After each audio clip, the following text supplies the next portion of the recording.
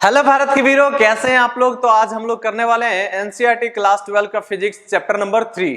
तो chapter number 3 देखिएगा। Chapter number 3 हमारे पास है करंट इलेक्ट्रिसिटी, जिसमें जो है 9 क्वेश्चन है रेशनलाइज्ड एनसीईआरटी में। तो 1 बाय 1 करके हम लोग डिटेल सॉल्यूशन डिस्कस करने वाले हैं। तो आइए स्टार्ट करते हैं सॉल्यूशन को।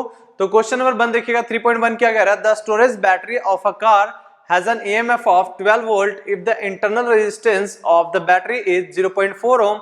What is the maximum current that can be drawn from the battery? अब देखिएगा, जैसे हम बात करते हैं ना तो सेल या बैटरी की, तो यहाँ पे आपको बताया था कि बेसिकली जो होते हैं ये प्यारे बच्चों दो तरीके के होते हैं। एक तो होते हैं आइडियल और दूसरा जो होता है वो कौन सा होता है, रियल होता है ना।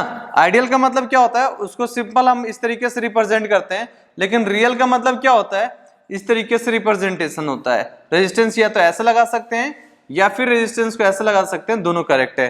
तो इसका मतलब इस बात का ध्यान रखिएगा कि रियल सेल जब आप बनाते हैं ना तो इसके साथ आपको एक इंटरनल रेजिस्टेंस बनाना पड़ता है।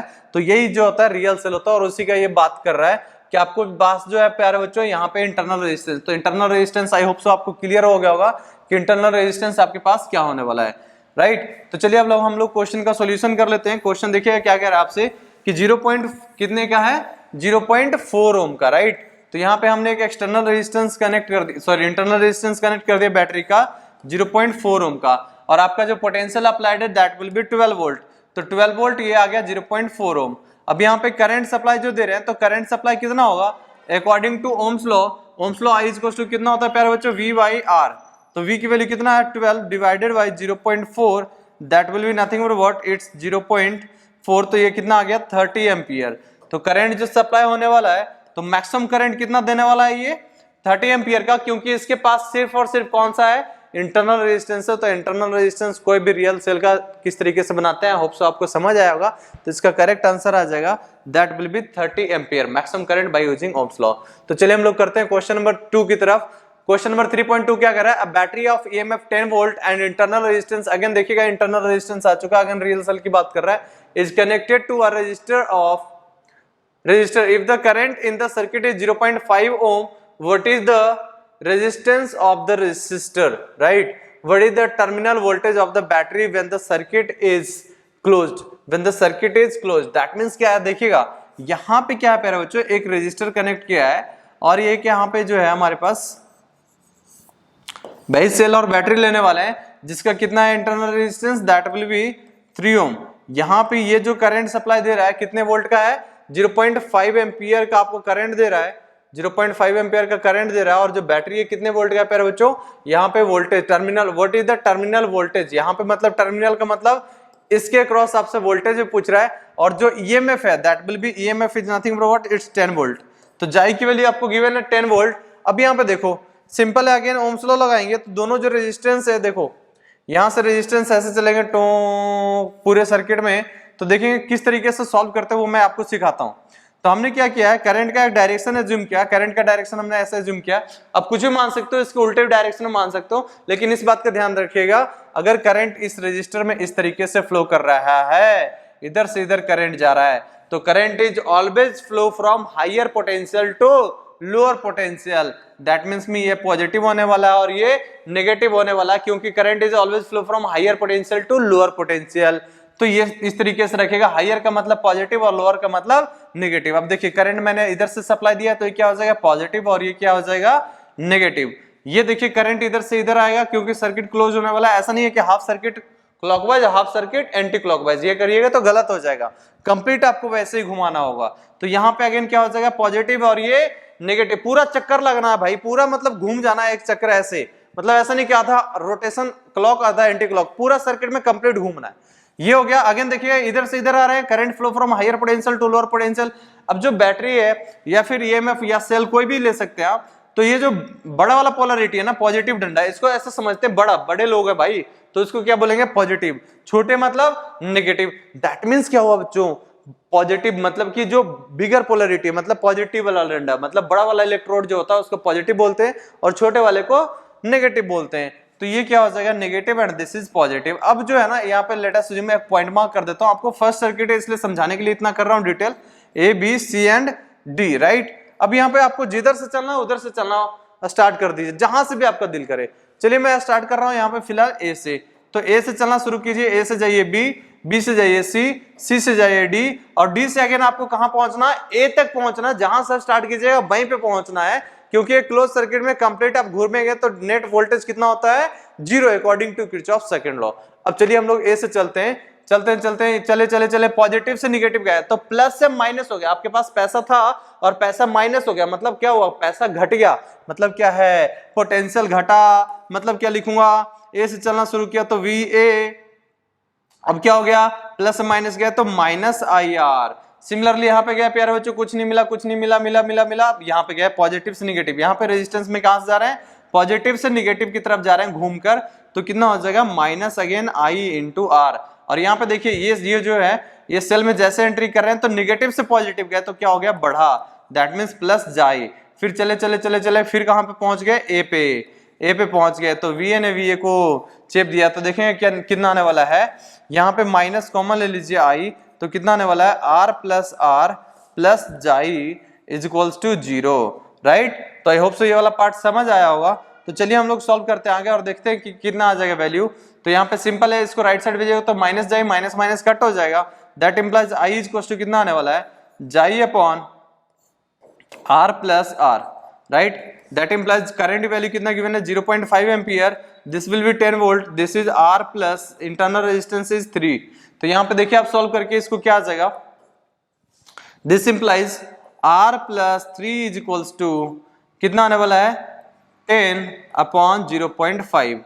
अब ये पॉइंट हटाइएगा तो ये 100, दैट इंप्लाइज ये कितना आने वाला है, 20। ये कितना आने वाला है प्यारे बच्चों, 20। तो हम लोग सिंपली कह सकते हैं यहाँ पे कि R की वैल्यू कितना आने वाला है, 20 minus 3 is equals to 17 ohm, is equals to 17 ohm. तो करेक्ट आंसर आ चुका है रेजिस्टेंस का, that will be 17 ohm. So 17 ohm is the right answer for this question. अब देखिए ये जो सर्किट अगर मुझे सॉल्व करना होता पर्सनली तो मैं क्या करता, सिंपल है कि करंट जो होता है ना, करंट इज इक्वल्स टू क्या होता है, V बाई आर, और R इक्विवेलेंट में ले लेता, तो दोनों सर्किट में जो है रेजिस्टेंस किसमें, सीरीज में, तो सिंपल कर देता क्या, R प्लस R। तो डायरेक्ट भी आप लगा के इस तरीके से सॉल्व कर सकते थे, बट स्टिल मैंने आपको सर्किट को सॉल्व करना सिखाया कि एक्चुअल में सर्किट सॉल्व कैसे करते हैं, तो ये वाला पार्ट आपको इंटरेस्टिंग लगा होगा। तो चलिए हम लोग देखेंगे कि यहाँ पे और क्या पूछ रहा है, टर्मिनल वोल्टेज पूछ रहा है। टर्मिनल वोल्टेज, अब देखो टर्मिनल वोल्टेज की अगर बात करें तो इस सर्किट के अक्रॉस, तो इसके अक्रॉस क्या होता है, करंट आ रहा है 0.5 का, और रेजिस्टेंस हम लोग निकाल चुके हैं कितना, 17 ओम का। तो सिंपल है कि V इक्वल्स टू कितना होता है प्यारे बच्चों, टर्मिनल वोल्टेज, दैट मींस यही, तो कितना हो जाएगा I इंटू आर, और I की वैल्यू हम लोग निकाल चुके हैं, I की वैल्यू कितना गिवन है 0.5 और रेजिस्टेंस निकाल चुके हैं 17, so it comes out to be 8.5 volt. तो सेकंड पार्ट का आंसर कितना आ गया, 8.5 volt. So this is the right answer. और टर्मिनल वोल्टेज निकालने का तरीका क्या है, आप यहां से भी निकाल सकते हो, यहां से चलोगे टर्मिनल वोल्टेज तो यहां से निकालोगे 10, अब देखो यहां से भी निकाल सकते हैं, तो यहां पे क्या करेंगे आप, देखिए तो यहां से अगर टर्मिनल वोल्टेज निकालना होता तो क्या करते हैं आप, क्योंकि बैटरी डिस्चार्ज हो रहा है, डिस्चार्जिंग कंडीशन में क्या होता है, डिस्चार्जिंग कंडीशन में होता है जाई माइनस आई आर। वो क्या होता है डिस्चार्जिंग कंडीशन, आगे आपको एक्सप्लेन करूंगा।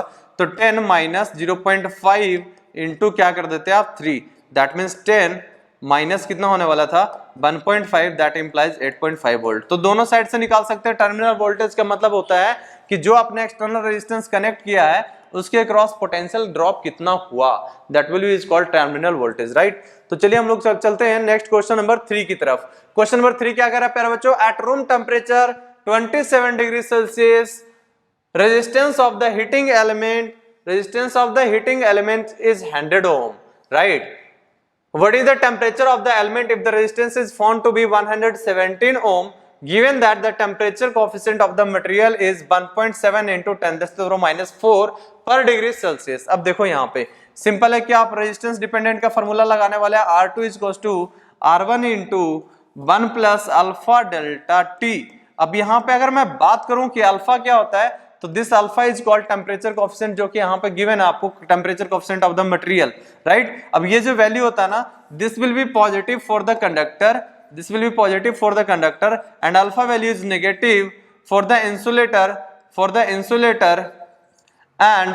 Insulator and semiconductor. इन दोनों के लिए जो बेसिकली जो होता है अल्फा की वैल्यू, सेमीकंडक्टर एंड इंसुलेटर की वैल्यू टेम्परेचर कोएफिशिएंट की, वो निगेटिव आ जाएगा। अगर पॉजिटिव गिवन होगा दैट मींस कंडक्टर की बात कर रहा है। तो चलिए हम लोग देखते हैं आगे कि क्या होता है।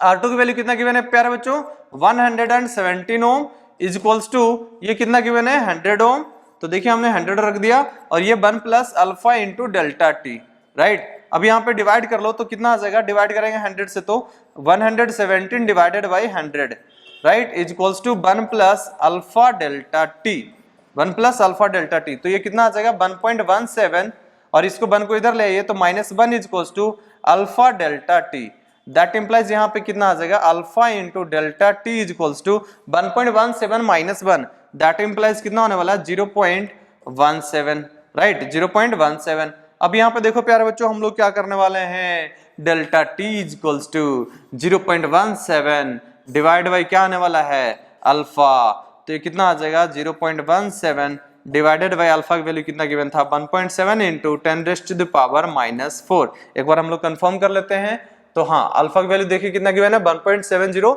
Into 10 raised to the power -4।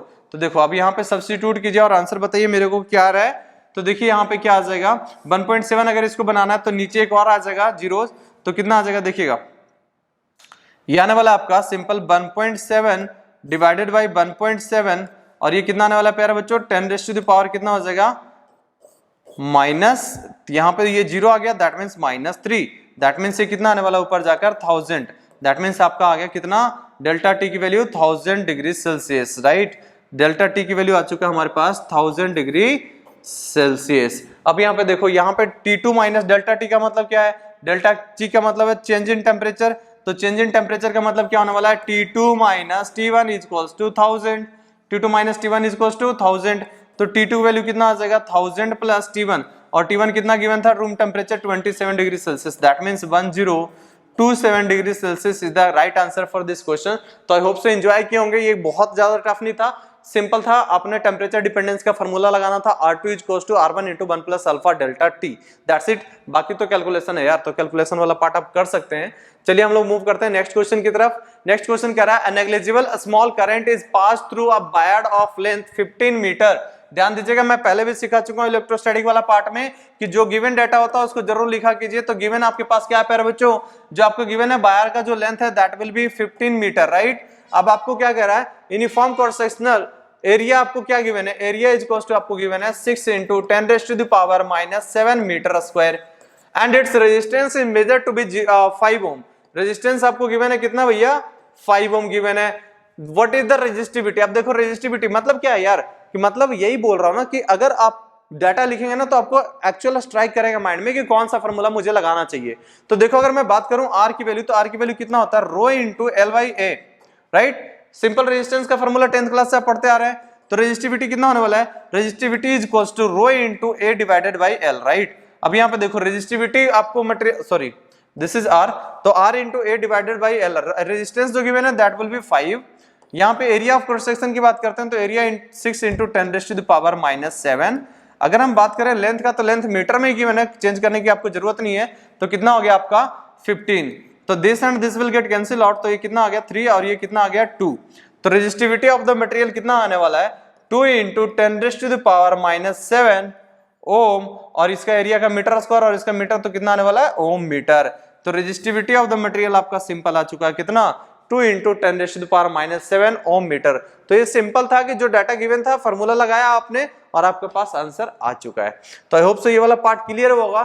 चलिए हम लोग मूव करते हैं नेक्स्ट क्वेश्चन पे। क्वेश्चन 5 क्या कर रहा है, a silver wire has a resistance of 2.1 ohm at 27.5 degree Celsius. अब यहाँ पे देखो मैं बात करूं कि पहले भी आप लोगों को सिखा चुका हूं, जो गिवन डाटा जरूर लिखा कीजिए। तो देखिएगा R1 की वैल्यू क्या गिवन है 2.1 ओम, राइट। अगर टेम्परेचर की बात करते हैं T1 तो कितना गिवन है 27.5 degree Celsius, 27.5 degree Celsius and resistance of that means R2 आपको गिवन है कितना 2.7 ओम एंड आपको गिवन है temperature that will be T2 is equals to 100 degree Celsius, right. अब यहाँ पे देखो प्यारे बच्चों क्या कह रहा है, determine the temperature coefficient of resistivity of silver, right. अब यहाँ पे देखो टेम्परेचर कोफिशिएंट मतलब अगेन क्या पूछ रहा है आपसे अल्फा, दैट मींस अगेन आप क्या प्रोसीड करने वाले हैं, आप सिंपल लिखे टेम्परेचर डिपेंडेंस का फॉर्मूला, और टेम्परेचर डिपेंडेंस का फॉर्मूला भी अभी हम लोग डिस्कशन किए थे, that will be R2 is equals to R1 into 1 plus alpha into delta T. अब देखो क्या होता है R2 की वैल्यू कितना गिवन है क्वेश्चन में, R2 is equals to 2.7 Om, R1 कितना गिवन है 2.1 ओम और ये 1 plus alpha into delta T, that implies क्या होने वाला है 2.7 डिवाइडेड बाई 2.1 और पॉइंट से पॉइंट को हटा दीजिए तो ये आ जाएगा 1 प्लस अल्फा डेल्टा टी, तो ये कटिंग कर लीजिए तो आ जाएगा 9 और ये आ जाएगा कितना 7 3 जा 21, दैट मीन्स 7।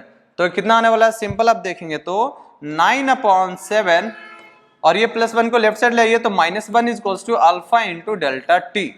अब यहाँ पे देखो तो ये आ जाएगा कितना 2 divided by 7 is equals to alpha into delta T का मतलब कितना होने वाला है 100 माइनस 27.5, सो 27.5। तो ये आ जाएगा देखिएगा ये आपके पास कितना आने वाला है 2 divided by 7, 2 divided by 7 is equals to alpha into ये कितना आ जाएगा 72.5, राइट। तो 72.5, आई होप सो ये क्लियर हो रहा होगा। तो अल्फा की वैल्यू कितना आने वाला देखो 2/7 इंटू 72.5, तो ये कितना आने वाला है 2 डिवाइडेड बाई, अब अगर इसको मल्टीप्लाई करें तो 5 और ये आ जाएगा 15, दैट मीन्स 70507, ये कितना आ जाएगा 2 डिवाइडेड बाई 507.5। अब देखो लगभग अगर हम बात करें तो अप्रोक्सीमेट 500 के नियर अबाउट है, तो ऊपर नीचे अगर 2 से मैं मल्टीप्लाई कर दूं आप लोगों को तो देखिएगा तो क्या आ जाएगा 4 डिवाइडेड बाई ये कितना आ जाएगा, ये आ जाएगा 1015, राइट 1015। तो देखो 1000 का मतलब कितना होने वाला है प्यारे बच्चों 10⁻³ तो हम लोग सिंपल लिख सकते हैं इसको alpha is equals to 4/1.015 into 10⁻³ that implies क्या है इसको लिखने वाले हैं लगभग 4 है, मतलब कि 0.39 आप ले सकते हो तो कितना आ जाएगा 0.0039 के अप्रॉक्स, मतलब 0.004 आ रहा था अराउंड, तो ये क्या कर दिया आपने ये 1000 से जब डिवाइड करते तो 0.004 आता, तो लगभग कितना कर दिया 0.0039, राइट। क्योंकि अगर मैं बात करूं 4 इधर 1000 लेते ना तो 4/1000 तो आपके पास आने वाला था 0.004, लेकिन यहाँ पे 15 था तो अप्रोक्सीमेटली 39 आप लिख सकते हैं, तो ये आ जाएगा पर डिग्री सेल्सियस। तो करेक्ट आंसर क्या आ जाएगा 0.0039 लगभग 0.004 पर degree Celsius is the right answer for this question. तो आई होप सो एंजॉय किए होंगे। अगेन क्या है ये कैलकुलेशन का पार्ट है, तो ये सिंपल फॉर्मूला लगाने वाले थे आप टेम्परेचर डिपेंडेंस का R2 R1 into 1 plus alpha delta T, तो ये वाला सिंपल पार्ट था। तो चलिए हम लोग मूव करते हैं नेक्स्ट क्वेश्चन पे। क्वेश्चन नंबर 6 देखिए क्या कह रहा है, heating element using nichrome connected to 230 volt supply, 230 volt supply आपको गिवन है, draw an initial current of 3.2 ampere. तो देखिएगा प्यारे बच्चों जो चीजें गिवन है वो हम अगेन लिखना शुरू करेंगे। तो गिवन है आपका सप्लाई जो that will be 230 volt, right. आपके पास जो इनिशियल करंट गिवन है दैट मींस I1 गिवन है आपको 3.2 ampere which settles after few seconds to a steady state of 2.8 ampere, that means आपको फाइनल करंट सेटल हो जाता है दैट विल बी 2.8 एम्पियर पे, right. What is the steady temperature of the heating element if the room temperature is 27। अब यहाँ पे देखिए room temperature मतलब T1 आपको गिवन था कितना 27 degree Celsius. The temperature coefficient of resistance of nichrome averaged over the temperature range involved is 1.7। Again आपको alpha given है कितना 1.7 इंटू 10⁻⁻⁴ पर डिग्री सेल्सियस, राइट। अब यहाँ पे अगेन आपसे क्या पूछ रहा है T2 की वैल्यू बताओ टेम्परेचर कितना होगा। आप देख पा रहे होंगे कि अगेन क्या करना है आपने टेम्परेचर डिपेंडेंस लगाना है फॉर्मूला। तो टेम्परेचर डिपेंडेंस ऑफ रेजिस्टेंस हम लोग क्या लगाने वाले हैं R2 is equals to R1 into 1 plus alpha delta T. Again calculation का पार्ट है, बाकी पार्ट आपको सिखा चुका हूं प्यारे बच्चों। तो देखिएगा हम लोग क्या करने वाले हैं, देखो अब यहाँ पे सारी वैल्यू सब्स्टिट्यूट कर दीजिए। तो R2 की वैल्यू आपको गिवन ही नहीं है, तो अकॉर्डिंग टू ओम्स लॉ क्या होता है V is equals to IR। तो R की वैल्यू कितना हो जाएगा प्यारे बच्चों R is equals to V/I। अब देखो दोनों के क्रॉस जो पोटेंशियल डिफरेंस गिवन था दैट विल बी आपको कितना गिवन है V is equals to 230 volt, right. अब यहाँ पे देखो दोनों के लिए V जो वैल्यू गिवन है दैट विल बी 230 वोल्ट। तो यहाँ पे सिंपल आप रख दीजिए वैल्यू, तो क्या आ जाएगा देखिएगा आपके पास आने वाला है R2 that means V/I2 is equals to V/I1 into 1 plus alpha into delta T. अब V की वैल्यू देखिए 230 दोनों के लिए सेम है तो कैंसिल आउट हो जाएगा। I1/I2 कितना आ जाएगा I1/I2 is equals to 1 plus alpha delta T. अब I1 की वैल्यू कितना गिवन है देखिएगा, I1 की वैल्यू कितना गिवन था प्यारे बच्चों यहाँ पे देखो 3.2 एम्पियर, तो यहाँ पे I1 की वैल्यू 3.2 एम्पियर, I2 की वैल्यू 2.8 एम्पियर, तो यहाँ पे सब्स्टिट्यूट कर दीजिए तो कितना आने वाला है 3.2 एम्पियर डिवाइडेड बाय I2 की वैल्यू 2.8 एम्पियर, राइट। अब यहाँ पे देखो क्या होगा, this is equals to 1 plus alpha into delta T. अब यहाँ पे देखिए पॉइंट हटा दीजिए तो ये कटिंग कर लीजिए तो 8 4 और ये आ जाएगा 7, तो कितना आ जाएगा 8/7 is equals to 1 plus alpha delta T. अब क्या कीजिए, ये 1 को लेफ्ट साइड ले आइए, तो 1 को लेफ्ट साइड ले आइएगा तो क्या आ जाएगा 8/7 minus 1 is equals to alpha into delta T, right. अब यहाँ पे देखो दैट मीन्स ये कितना आ जाएगा 8/7, एलसीएम लीजिए तो एलसीएम आ जाएगा 7 माइनस 8 दैट इंप्लाइज 1/7, तो 1/7 और अल्फा की वैल्यू कितना गिवन है, अल्फा की वैल्यू गिवन है 1.7 इंटू 10⁻⁴, तो ये आ जाएगा that is equals to delta T. तो ये कितना आने वाला है 10⁻⁴ अपॉन 1.7 इंटू 7 दैट इंप्लाइज ये आ जाएगा कितना 11.9, तो 11.9 is equals to delta T. That implies हम लोग क्या कर सकते हैं इसको, दैट इंप्लाइज हम लोग लिख सकते हैं delta T is equals to 100, इसको ऐसे लिख सकते हैं क्या 10⁻⁴ को 100 इंटू 100, बिल्कुल हम लोग लिख सकते हैं 100 इंटू 100 हमने लिख लिया, और यह जगह 11.9 लगभग 12 मार्कर अगर कटिंग करें तो 12 8 जा 84, तो 8.4 इंटू 100 दैट मीन्स कितना आ जाएगा 840, कितना आ गया डेल्टा टी की वैल्यू, डेल्टा टी की वैल्यू आ जाएगा 840, दैट इंप्लाइज हम लोग लिख सकते हैं delta T is equals to 840, है ना 840 डिग्री सेल्सियस। और यहाँ पे ये क्या हो जाएगा बच्चों T2 minus T1 is equals to 840, और T1 की वैल्यू कितना गिवन था 27, अब राइट साइड ले जाइए तो प्लस हो जाएगा, तो T2 इज इक्वल्स टू कितना आ जाएगा 27 plus 840 that means 867 degree Celsius. तो this is the final temperature for the nichrome, ये इतना हाई टेम्परेचर पे आ चुका है 867 डिग्री सेल्सियस पे, राइट, इस टेम्परेचर कोएफिशिएंट के लिए। तो ये अगेन कैलकुलेशन वाला क्वेश्चन था, कैलकुलेटिव पार्ट था, बाकी पार्ट तो आसान ही आपको समझ आ चुका होगा। सिंपल टेम्परेचर डिपेंडेंस आएगा तो फॉर्मूला हम लोग ये लगा लेंगे और आंसर आप लोग सिंपल निकाल सकते हैं, तो इसका करेक्ट आंसर आ जाएगा 867 डिग्री सेल्सियस। चलिए हम लोग मूव करते हैं नेक्स्ट क्वेश्चन की तरफ। ओके, तो क्वेश्चन नंबर 7 क्या कह रहा है, determine current in each branch of the network shown in the figure 3.30, right. अब यहाँ पे देखिएगा जो डायग्राम गिवन है वो मैं यहाँ पे रीड्रॉ कर रहा हूँ।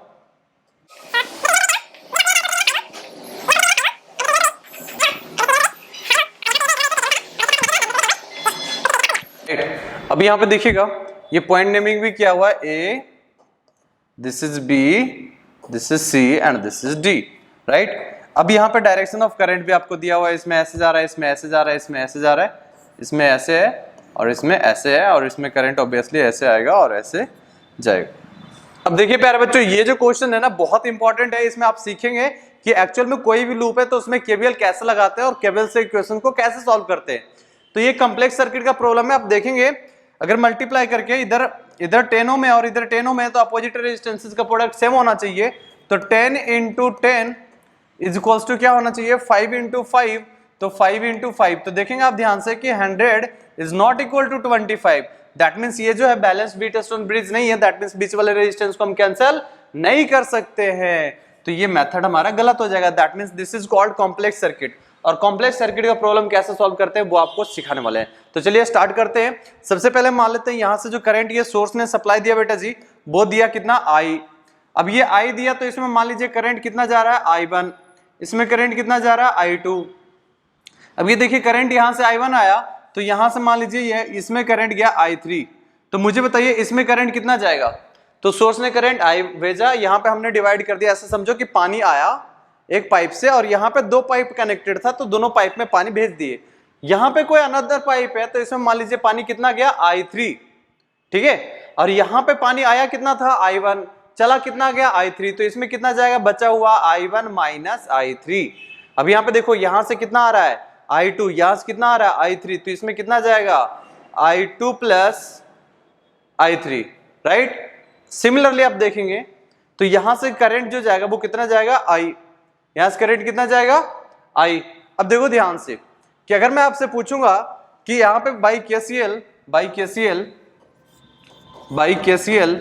एट नोड ए पे केसीएल लगा के बताइए, तो नोड ए पे देखेंगे कि incoming current is equals to क्या होता है सम ऑफ आउटगोइंग करंट, तो I is equals to I1 plus I2।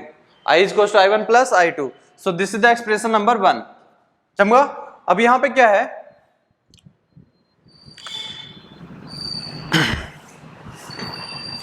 यहाँ पे क्या है देखिएगा, अब यहाँ पे हम लोग दो लूप कंसीडर करने वाले हैं. This is the loop 1, this is the loop 2.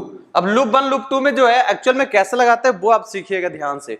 देखिए प्यारे बच्चों, अब यहाँ पे क्या करेंगे हम लोग, क्या करने वाले हैं यहाँ पे देखिए, current is always flow from higher potential to lower potential. मतलब क्या है, अगर मान लीजिए कोई रेजिस्टेंस है R, यहां से करंट इस तरीके से जा रहा है, दैट मींस ये पॉजिटिव और यहां से करंट निकल रहा है मतलब निगेटिव.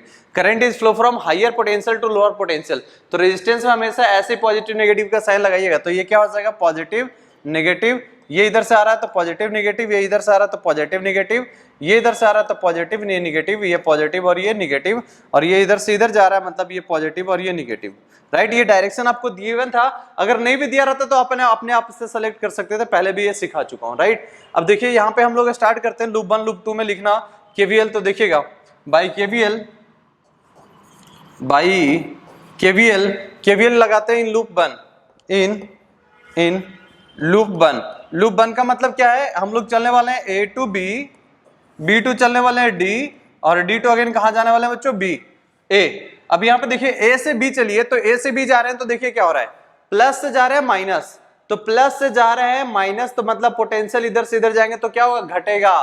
प्लस से हो गया आपका पैसा माइनस, तो क्या होगा, घटा. मतलब कितना हो जाएगा, -10I1, -10I1. राइट, अब यहाँ पे देखो सिमिलरली क्या हो जाएगा, B टू जा रहे हैं D, मतलब क्या है, B टू D में प्लस से गए माइनस, तो कितना हो जाएगा, -5I3. अब यहाँ पे देखो ध्यान से, D से जा रहे हो A, तो D से जा रहे हो तो क्या हो रहा है, निगेटिव से पॉजिटिव जा रहे हो, तो निगेटिव से पॉजिटिव क्या होगा, पोटेंशियल बढ़ेगा. दैट मींस कितना हो जाएगा, 5I2 इज इक्वल्स टू 0. अब इस बात का ध्यान दीजिएगा कि 5 10 है, तो 5 हर एक में से कॉमन ले लो ना यार. जब 5 कैंसिल कर दोगे तो ये 2 बच जाएगा, ये 1 बच जाएगा. इस तरीके से आप कर सकते हैं. तो देखिए यहाँ पे 5 कॉमन ले लीजिए, तो क्या आ जाएगा, -2I1 -I3 plus I2 is equals to 0. Let us assume this is the expression number 2. This is the expression number 2, right? अब चलिए एक्सप्रेशन 3 की तरफ चलते हैं हम लोग लूप 2 में. तो लिखते हैं यहाँ पे क्या, by KVL in loop 2. Loop 2 का मतलब क्या है प्यारे बच्चों, इसमें हम लोग घूमने वाले हैं. इसमें घूमने वाले हैं मतलब किधर से किधर, B से हम लोग जाने वाले किधर की ओर, B से C, C से D एंड D से अगेन कहाँ पे, B पे. तो चलिए स्टार्ट करिए और मूव कीजिए इस लूप में. तो देखिए B से स्टार्ट कीजिएगा प्यारे बच्चों, तो B से जाएंगे C, तो क्या हो रहा है, पॉजिटिव से नेगेटिव जा रहा है मतलब पोटेंशियल घटा, मतलब -5 इंटू ये करंट कितना था, I1 -I3 ये. अब यहाँ पे देखिए C से जा रहे हैं D, तो जब C से आप D जा रहे हैं तो C से D में देखिए क्या जा रहा है, नेगेटिव टू पॉजिटिव. मतलब क्या होगा, नेगेटिव टू पॉजिटिव मतलब प्लस, माइनस से गया प्लस मतलब प्लस. अब यहाँ पे देखो क्या हो जाएगा, 10 into I2 plus I3. Similarly D से जब आप जाएंगे B, तो अगेन देखिए इधर से जा रहा है, उल्टा जा रहा है, मतलब माइनस से प्लस जा रहा है, मतलब क्या हो जाएगा, +5 into I3 is equals to 0. अब यहाँ पे देखो प्यारे बच्चों, अब क्या करने वाले हम लोग, इसको अंदर मल्टीप्लाई कर लेते हैं और सॉल्व कर लेते हैं अपन थोड़ा सा. देखिएगा कितना आ जाएगा, -5I1 plus 5I3 plus 10I2 plus 10I3 plus 5I3 is equals to 0. अब यहाँ पे देखो कि I1 वाला टर्म जो है, I1 वाला टर्म एक ही है, -5I1, I3 वाला टर्म 1 2 3, तो कितना हो गया, 15 प्लस 5 20I3, और यहाँ से प्लस क्या हो जाएगा, 10I2 is equals to 0. Right, अब इसको सॉल्व कर लीजिए, 5 कॉमन ले लीजिए, तो 5 कॉमन लेंगे तो क्या आने वाला, देखना, -I1 plus 4I3 plus 2I2 is equals to 0. This is the expression number 3. Similarly हम लोग एक्सप्रेशन नंबर 4 लिख लेते हैं. एक्सप्रेशन नंबर 4 लिखने के लिए देखिएगा इसमें लूप बहुत सारे बना सकते हैं आप. अब क्या करो, A से चल दो D, D से C, C से फिर चलो A, या फिर चल सकते हो A से B, B से C, C से फिर A. तो मैं लगाने वाला हूं बाई केवीएल, हम लोग यहाँ पे लिखने वाले हैं फाइनल इक्वेशन. तो यहाँ पे देखिएगा by KVL from in loop 3 हम लोग लिखने वाले हैं. लूप 3 कहां से कहां जाने वाले बच्चों, A से जाने वाले हैं B, B से जाने वाले हैं C, C से जाने वाले हैं A. तो चलो A से B चलो, आओ प्यारे बच्चों A से B चलते हैं. तो A से B देख रहे होंगे, प्लस से माइनस गए, तो प्लस से माइनस गए तो क्या लिखेंगे, अगेन -10I1, तो यहाँ पे लिख डालिए कितना -10i1। अब सिमिलरली जाइए किधर से किधर, आप देखेंगे हम लोग जाने B से C, तो B से C चलिए, तो B से C जाएंगे तो क्या लिखेंगे, प्लस से माइनस जा रहे हैं, देखिए प्लस से माइनस जा रहे हैं तो क्या लिखेंगे -5, तो क्या लिख देंगे यहाँ पे प्यारे बच्चों, -5 times of i1 -i3, i1 -i3। अब देखिए C से किधर जा रहे हैं हम लोग, C से हम लोग सीधा इधर निकल रहे हैं A की तरफ, इधर से निकलेंगे, तो यहां से निकलेंगे तो देखिए बैटरी में जो पोलरिटी है ना, छोटे वाला निगेटिव होता है और बड़ा वाला पॉजिटिव। अब निगेटिव से पॉजिटिव गया तो क्या हुआ, बढ़ा, तो क्या लिखेंगे +10, और ये प्लस से माइनस गया तो क्या होगा -10i, ये करंट आई जा रहा है इसमें।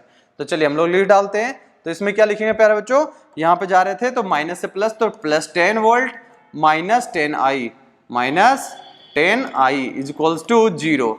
अब देखिए इसको थोड़ा सा सॉल्व कर लीजिए कॉमन लेकर, तो ये आ जाएगा -2i1, 5 कॉमन ले रहे हैं, -i1 और माइनस माइनस कितना हो जाएगा प्यारे बच्चों, +i3, और यहाँ पे क्या हो जाएगा +2 -2i, ये कैंसिल मत कर दीजिएगा, यहाँ पे i है, ध्यान दीजिएगा। दिस इज द, देखिएगा यहाँ पे अब क्या है, यहाँ पे -2i1, तो ये आ जाएगा -3i1 plus i3 -2i2 is equals to -2। अब माइनस कॉमन ले लीजिए और कैंसिल कर लीजिए, तो कितना आने वाला देखिएगा, ये माइनस कैंसिल कर लेते हैं हम लोग, तो आ जाएगा 3i1 -i3 +2i2 is equals to 2। This is the expression number 4। इस तरीके से हमने 4 एक्सप्रेशन लिख लिया। अब हम लोग क्या करेंगे, इसको इक्वेट करेंगे 1 बाय 1 करके। तो आइए हम लोग सीखते हैं कि इसको एलिमिनेट कैसे करना है। तो देखो प्यारे बच्चों, अगर मैं बात करूं यहाँ पे एक्सप्रेशन नंबर 3 और एक्सप्रेशन नंबर 2 सबको क्या करते हैं हम लोग एक जगह इकट्ठे लिख लेते हैं। तो देखिएगा यहाँ पे मैं सारा एक जगह लिख रहा हूँ। तो पहला एक्सप्रेशन क्या था, i is equals to i1 plus i2, this was the expression number 1। What is the value of expression number 2? तो एक्सप्रेशन नंबर 2 देखेंगे, आपको यहाँ से ध्यान से दिख रहा होगा, -2i1 लिखेंगे यहाँ पे, -2i1 -i3 plus i2 is equals to 0। This was the expression number 2। अब हम लोग क्या करने वाले हैं, एक्सप्रेशन नंबर 3 को इस तरीके से लिखने वाले हैं। तो एक्सप्रेशन नंबर 3 लिखेंगे प्यारे बच्चों, तो क्या आ जाएगा देखिएगा, -i1 plus 4i3 plus 2i2 is equals to 0। This is the expression number 3 and this is the expression number 4, right. ये 4 एक्सप्रेशन आपको दिख पा रहा होगा। अब हम लोग इसको सॉल्व करने वाले हैं by using the elimination method, या फिर हम लोग क्या करेंगे, सिंपल सब्स्टिट्यूशन, या कोई भी मेथड आप लगा सकते हैं जो आपको इजी लगे, राइट। अब मैं यहाँ पे क्या करने वाला हूँ, देखिए ध्यान से, यहाँ पे 4i3 मेरे को पॉजिटिव दिख रहा है, यहाँ पे -i3 दिख रहा है।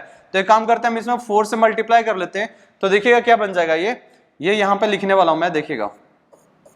तो ये कितना आ जाएगा प्यारे बच्चों, -8i1 -4i3 plus 4i2 is equals to 0, right. अब ये नीचे वाला भी लिख लेते हैं, -i1 plus 4i3 plus 2i2 is equals to 0।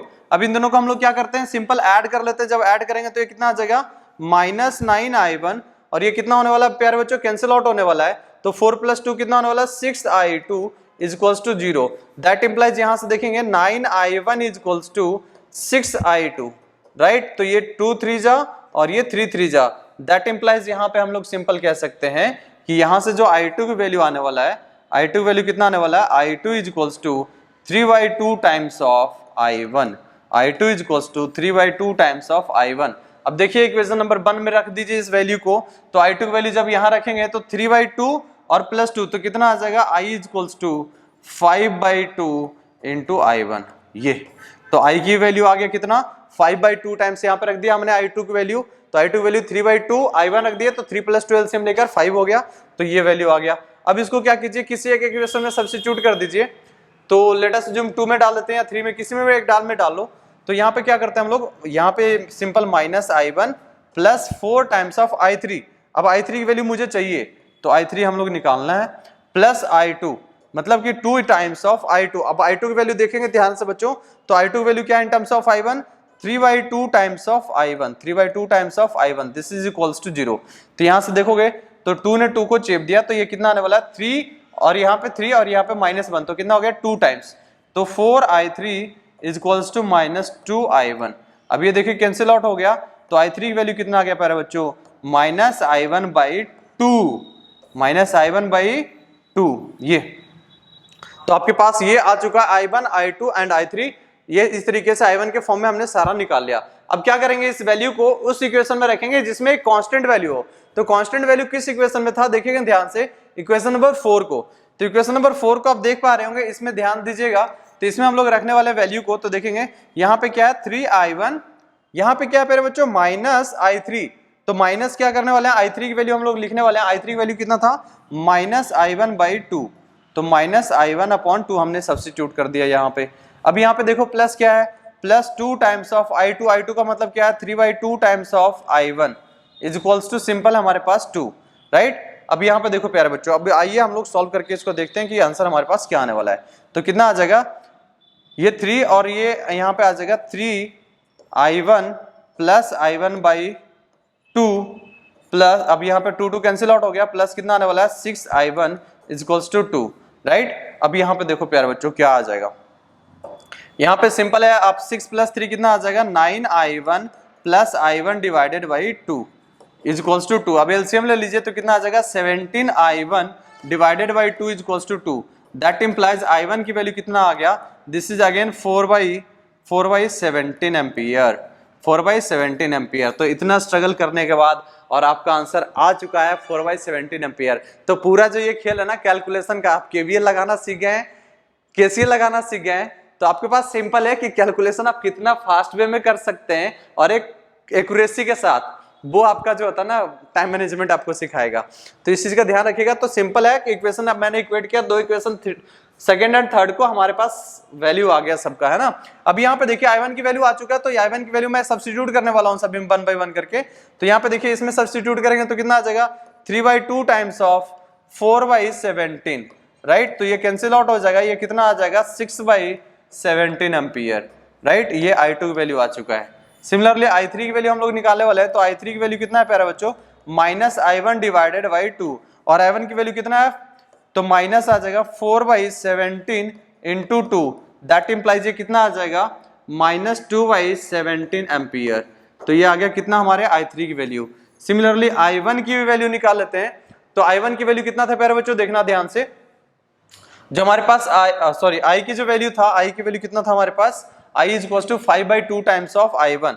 तो यहाँ पे रख लेते हैं हम लोग, देखेगा तो I की वैल्यू आपके आने वाला है I is equal to 5/2 times of I1। I1 मतलब 4/17। This implies this and this will get cancel out. तो कितना होने वाला है, ये आपका आने वाला है 10/17 ampere, 10/17 ampere. So this is the correct answer कि इस तरीके से हम लोग I की वैल्यू निकालिए, हर एक करंट की वैल्यू निकालिए। आइए अब हम लोग देखते हैं कि ऊपर में जो ब्रांच गिवन था उसमें क्या क्या वैल्यू हम लोग कंसीडर करे थे। तो देखिए 1 बाय 1 करके आपको वैल्यू लिख के दिखाने वाला हूं। तो हमारे पास जो है करंट जो है, यहाँ पे अगर बात करें I1 की वैल्यू, तो इसमें करंट जो है, current in AB, current in A to B कितना आ चुका है 4/17 एम्पियर, 4/17 एम्पियर, राइट। I2 की जो वैल्यू आया है बच्चों, I2 की वैल्यू 6/17 था क्या, I2 की वैल्यू देखेंगे हम लोग, I2 की वैल्यू था 6/17 एम्पियर, राइट। अब यहाँ पे देखेंगे ये आ गया हमारे पास कितना 6/17 एम्पियर, राइट। अब यहाँ पे देखो तो ये जो वैल्यू हमारे पास आ चुका है दैट विल बी 6/17 एम्पियर। अब यहाँ पे डायरेक्ट आप बाकी सारा निकाल सकते हो। I3 की वैल्यू हम लोग निकाल चुके हैं। I3 की वैल्यू हमारे पास लिखना पड़ेगा। I3 की वैल्यू कितना था प्यारे बच्चों, I3 is equals to -2/17 ampere. So it will be -2/17 ampere.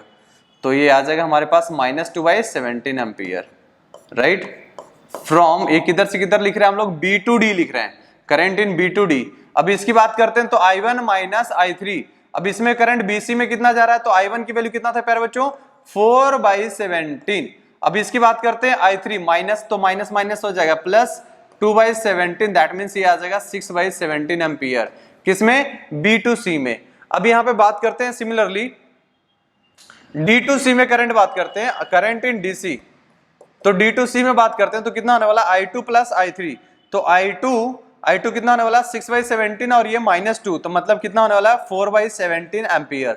अब देखिए C टू D लिखिएगा ना तो डायरेक्शन चेंज हो जाएगा। C टू D में कितना आ जाएगा -4/17 एम्पियर, C टू B में कितना आ जाएगा -6/17 एम्पियर, ठीक है ना। तो वो माइनस लगा लीजिएगा, जब डायरेक्शन आप चेंज करेंगे तो माइनस आ जाएगा, राइट। अब ये टोटल कितना निकलेगा, अगेन देखेंगे आप 6 और यहां से कितना निकल रहा है 4, तो यहां से अगेन निकल रहा है कितना 10/17 ampere. So this is the correct answer. I hope so आपको समझ आया होगा कि किस तरीके से इसका कैलकुलेशन करना है।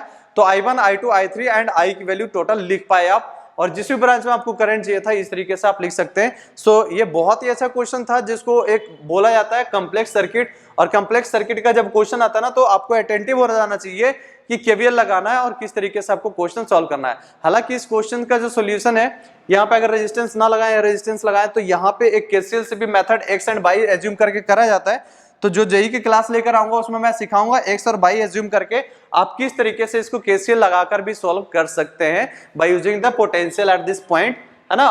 Current outgoing is equal to कर देंगे और V minus V upon R कर लेंगे, सिंपल है ना, कि current flow from higher potential to lower potential. तो ये वाला मेथड जो है आपको जेई वाला क्लास में और नीट वाले क्लास में जरूर सिखाएंगे। तो आई होप सो ये क्वेश्चन का आंसर एंजॉय किए होंगे। एक गुड लेवल का क्वेश्चन था, तो पेशेंस रखना, यही क्वेश्चन सिखाता है और आपको ढंग से लिखना। खैर, तो चलिए हम लोग करते हैं नेक्स्ट क्वेश्चन की तरफ प्यारे बच्चों। नेक्स्ट क्वेश्चन हमारे पास जो 8 क्वेश्चन है, क्या कह रहा है, storage battery of EMF 8 volt and internal resistance of 0.5 ओम। अब देखिए यहाँ पे क्या है, ईएमएफ आपको गिवन है that will be 8 volt and there is a internal resistance with this battery is 0.5 ohm, right.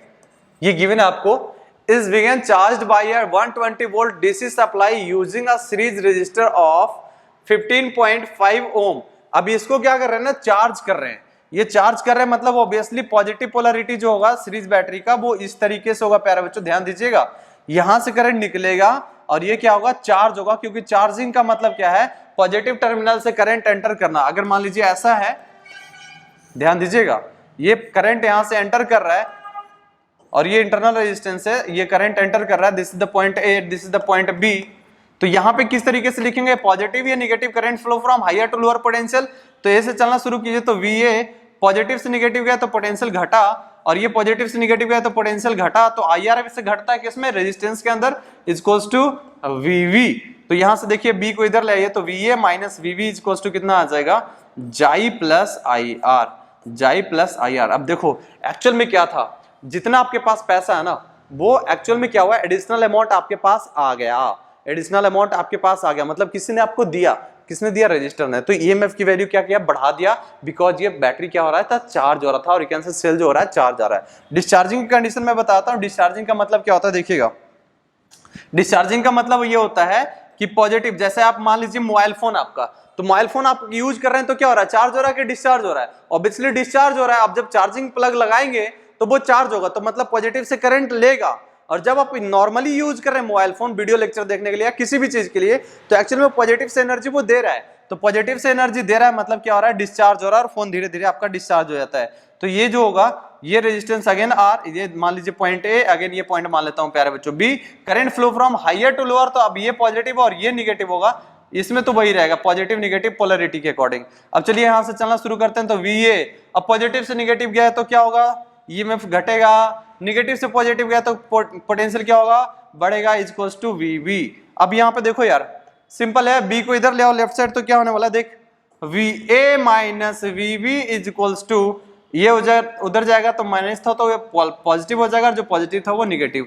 तो डिस्चार्जिंग कंडीशन देखिए, आपका जो ईएमएफ सेल था, ईएमएफ जो यूज कर रहे हैं, जितना ज्यादा आप यूज करेंगे उतना ज्यादा आपका बैटरी क्या हो जाएगा, धीरे धीरे रिड्यूस होता जाएगा। तो डिस्चार्जिंग कंडीशन में जाई माइनस IR, चार्जिंग कंडीशन में जाई प्लस IR, क्योंकि ईएमएफ बढ़ता होता है, राइट। आई होप सो समझ आ गया होगा। तो चलिए अब इस क्वेश्चन का सॉल्यूशन पे आते हैं। तो इसका जो प्यारे बच्चों, इसका जो सप्लाई दिया हुआ है वो कितना गिवन है हमारे पास, that will be 120 volt with a series resistance of 15.5 ohm. अब यहाँ पे देखो यार, मैं डायरेक्ट करने वाला हूँ, तो आपको केवीएल अगेन लगाने आ चुका है, पॉजिटिव निगेटिव, यहाँ पे पॉजिटिव निगेटिव, यहाँ पे पॉजिटिव निगेटिव, यहाँ पे निगेटिव पॉजिटिव, ठीक है। बैटरी में लगाएंगे पोलैरिटी के अकॉर्डिंग, रेजिस्टेंस में लगाएंगे डायरेक्शन ऑफ करंट के अकॉर्डिंग। डायरेक्शन ऑफ करंट ऐसे माना हमने, ठीक है, current flow from higher potential to lower potential. Alright, चलिए हम लोग स्टार्ट करते हैं सॉल्व करना। यहां से चलना मैं शुरू करता हूं और यहीं पे वापस आऊंगा, तो पॉजिटिव से निगेटिव गए, घटा तो माइनस 8 वोल्ट। अब यहाँ पे गया पॉजिटिव से निगेटिव, अब पॉजिटिव से निगेटिव मतलब कितना हो गया, 0.5 I। अब पॉजिटिव से निगेटिव गया तो माइनस 15.5 I।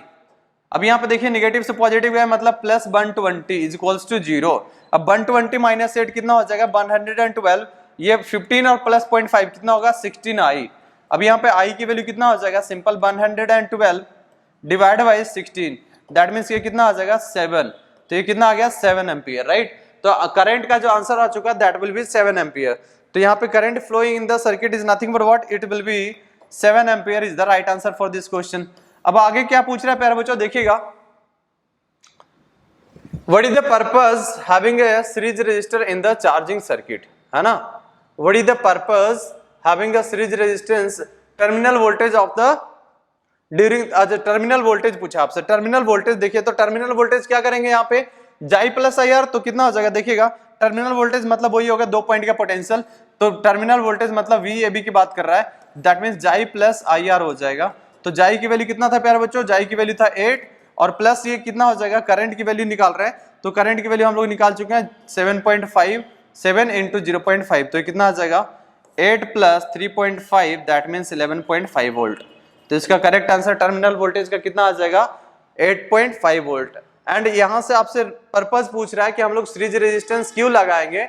सीरीज रेजिस्टेंस इसलिए लगाएंगे प्यारे बच्चों क्योंकि देखिए अब बैटरी जैसे आपने अप्लाई किया ना तो ये हैवी करंट फ्लो करेगा, तो हैवी करंट जैसे 7 एम्पियर का फ्लो करेगा तो इसकी सस्टेनेबल क्षमता कम है, तो उसको क्या करेगा, जो हैवी रेजिस्टेंस है वो रेजिस्ट कर देगा, करंट को अपोज कर देगा और हैवी करंट को एंटर करने नहीं देगा, जितना रिक्वायरमेंट है उतना ही करने देगा। आप ऐसे सोचो कि अगर मान लो जो आपका छोटा वाला बल्ब है या फिर कोई भी मोबाइल फोन है उसको डायरेक्ट जो है ना बिना मतलब चार्जर में लगाए हुए डायरेक्ट प्लग से आप लगा दीजिए, देखिए आपका जो फोन है ना उसका बैटरी डेड हो जाएगा, ब्लास्ट हो जाएगा।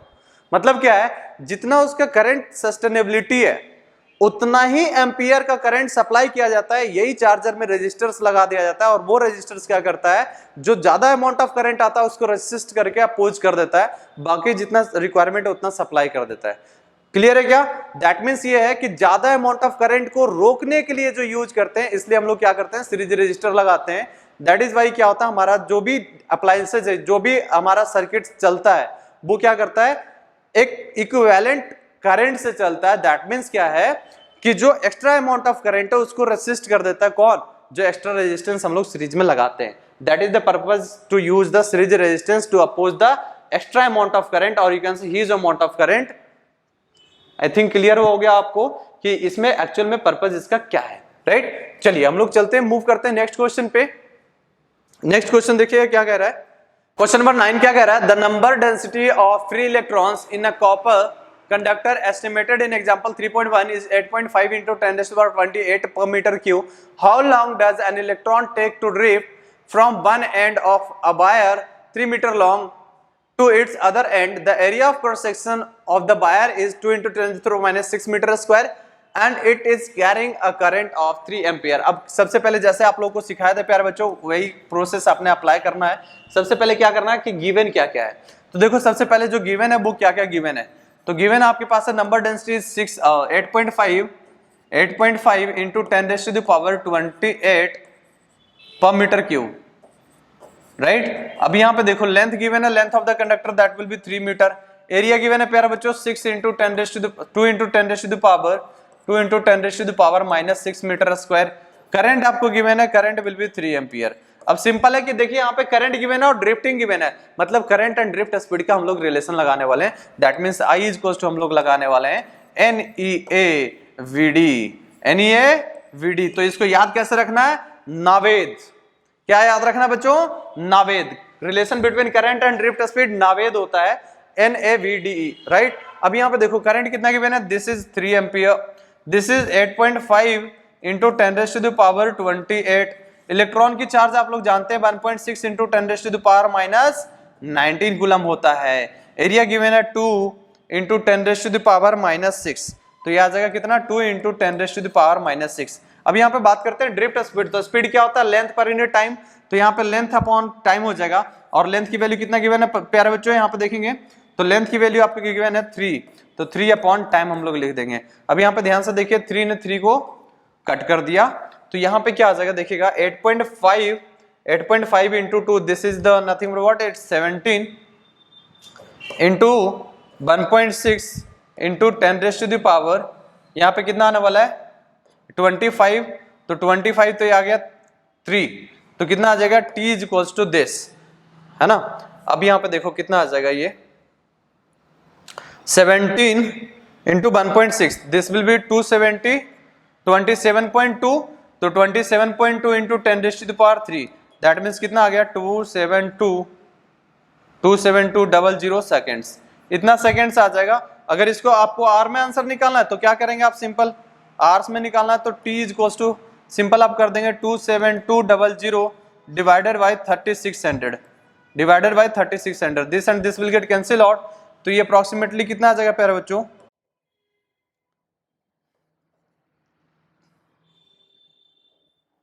136/18 मतलब ये आ जाएगा 19, तो ये आ जाएगा 68/9 दैट मीन्स 7.55 आवर, कितना आ जाएगा 7.55 आवर। सिंपल था कि करंट गिवन था, ड्रिफ्टिंग गिवन था, तो आप सिंपल आप I equals to any VD लगा देना था। अगर ये नहीं भी करते आप तो I equals to charge per unit time भी लगा सकते थे। Current equals to charge per unit time, और टोटल चार्ज कितना होता है किसी भी कंडक्टर में, Q इक्वल्स टू एनी, तो अगेन सेम आ जाता है आपको ड्रिफ्टिंग के लिए, तो आप वहां से भी कर सकते थे, राइट। तो आई होप सो ये आपको इजी लगा होगा और ये वाला सेशन एंजॉय किए होंगे। तो आज का जो क्लास है, आज का क्लास के सेशन में हम लोग ये प्रॉमिस किए थे कि हम लोग क्या कंप्लीट करेंगे, करंट पूरा कंप्लीट करेंगे। तो आप करंट पूरा कंप्लीट कर चुके होंगे और आपका जो कंप्लीट सर्किट है वो किस तरीके से क्वेश्चंस लगाना है वो समझ आ चुका होगा। तो नेक्स्ट जो है हम लोग वीडियो लेक्चर आएंगे जो कि चैप्टर नंबर 4 से लेकर आएंगे मैग्नेटिक्स का। तो मिलते हैं नेक्स्ट वीडियो लेक्चर में, तब तक के लिए जय हिंद।